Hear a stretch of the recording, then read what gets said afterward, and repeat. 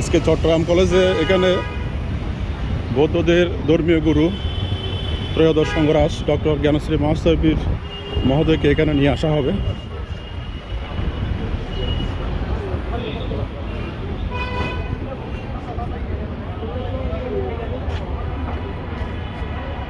এ উপলক্ষে বর্ণাঢ্য আয়োজন আজকে চট্টগ্রাম কলেজের মাঠ, প্যারেড মাঠ বলে এটাকে, চকবাজারস্থ গোলজার মোড়ের বিপরীত পাশে অনেক কার্যক্রম পরিচালিত আছে। বর্তমানে অল্প কিছুক্ষণ পরেই নিয়ে আসা হবে পূজনীয় বান থেকে।